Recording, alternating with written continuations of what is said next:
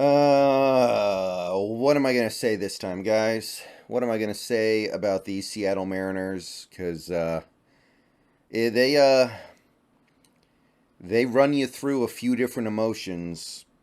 Pretty much every game it feels like lately. They put you through a lot emotionally right now. They exhaust you. They wear you out. They make you want to give up and throw in the towel. And then when you come out the other side, you look up and you realize, hey, we're 2 games under 500, 30 games in. We've got 132 games left to play, and we're 2 games under 500. In a division that, I mean, it's a pretty good division, but it doesn't have any elite teams yet. So you come up after 30 games, and you just want to be like, okay, we're right in the mix of things, we're right in the middle of things, but you watch the team play night to night, and you swear they're barely even playing baseball. Watching the Mariners at the plate right now is a little like watching the Seahawks on defense last year. It just feels like they're playing a different sport than everybody else because what they're doing is so bad and so unlike what you see other teams do from night to night. So I look at it and I just kind of I don't know what to say about it. It's just depressing and soul sucking to watch this offense right now, but here we are at 14 and 16. We have, I think, the lowest batting average in baseball, and yet here we are at 14 and 16. We, I believe, are leading the entire major leagues in strikeouts. The bad strikeouts, not the good strikeouts. And yet here we are, 14 and 16.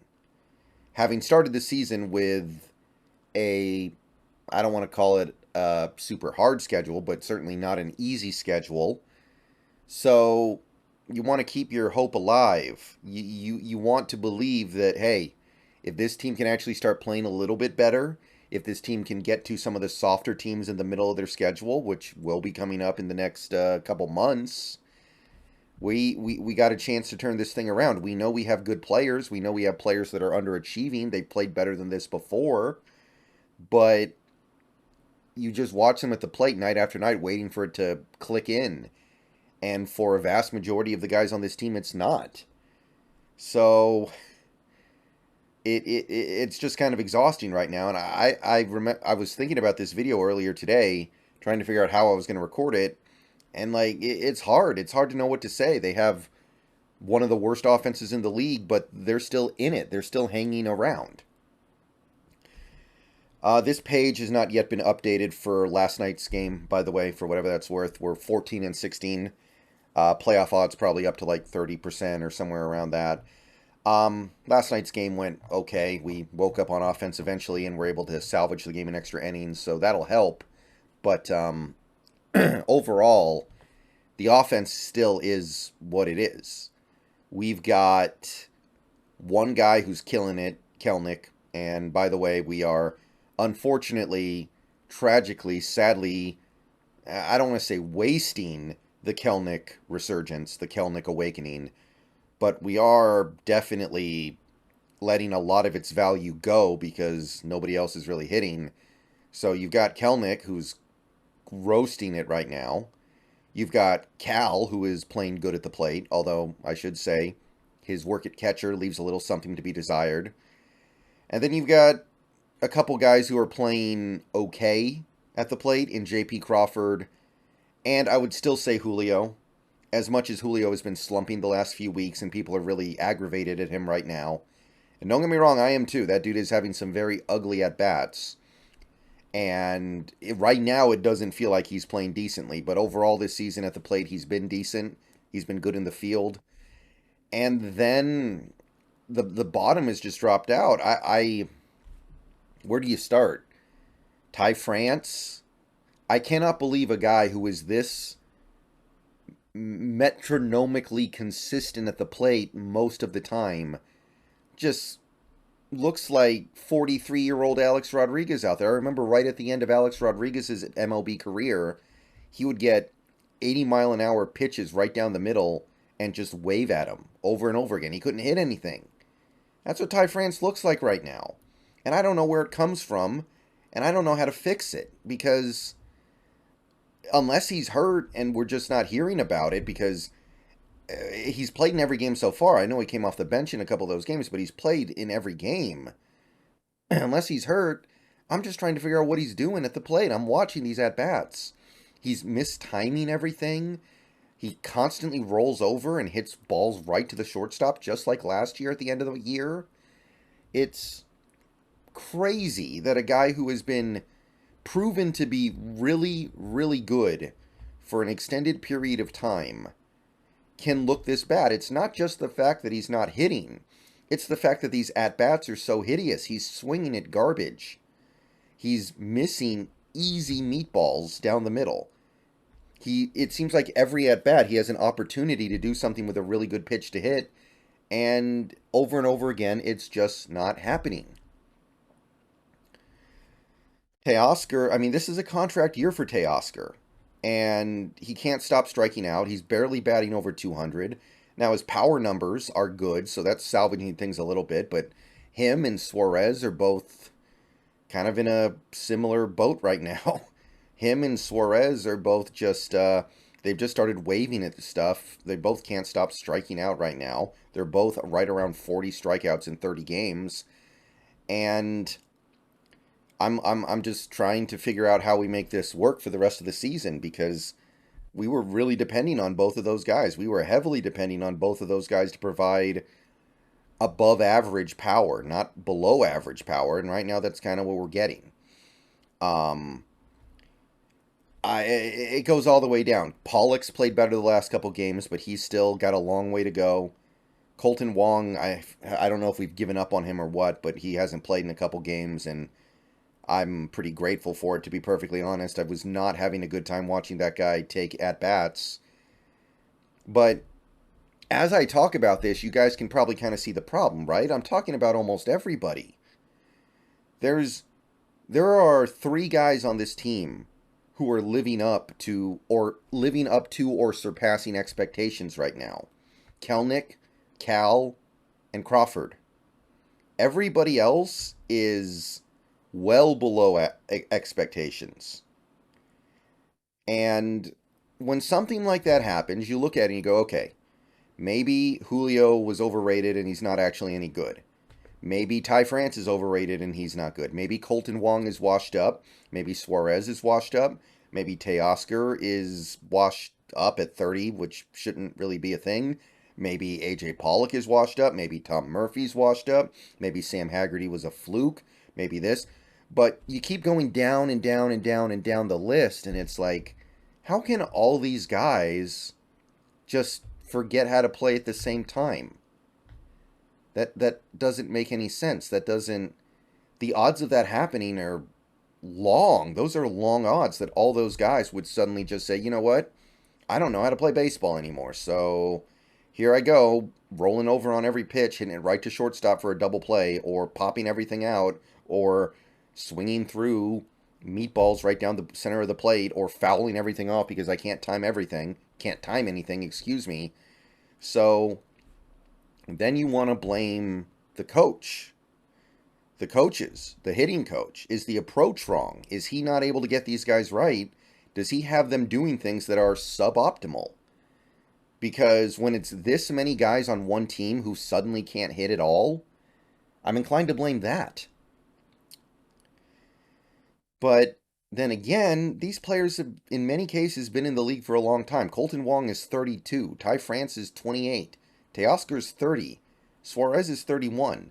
Pollock is 35. These guys have been around. They shouldn't need a coach to tell them what to do. And if a coach is telling them what to do and they're going out and doing it and they're playing miserably bad baseball like this where they can't get anything going, it's time to fall back on the stuff that did work. Because Colton Wong has had a good career. AJ Pollock's had a good career. Teoscar, same. Suarez, same. And then you want to loop back around and blame the owner and the front office for, the front office gets the wrong guys because these guys aren't performing, and the ownership won't spend any money, so you can't go get better guys. You end up with Colton Wong instead of Xander Bogaerts or somebody like that, somebody who's actually like a big ticket item. You end up with AJ Pollock hoping he can scrape together one more good season against lefties. you end up with spare parts. So it's just really hard to pinpoint it. Like, you want to blame the players. Like, it's hard for me to blame the front office for bringing in Colton Wong, assuming he would be at least average at the plate, and then he gets in and he's one of the worst players in the league. Colton Wong has built a whole career out of being a good player. For him to suddenly come in here and be atrocious, like unplayably bad in the field and at the plate, that's his fault, right? That's not our front office. Same for a guy like Teoscar. You knew he was going to strike out a lot, but for him to be this ineffective at the plate, that's on him. But maybe it's not a problem if instead of messing around with the Colton Wongs of the world, you're spending more money. But maybe it all goes, like, it's really hard to untangle this whole thing, man. It's sickening too, because they're wasting really good stuff from the rest of this team.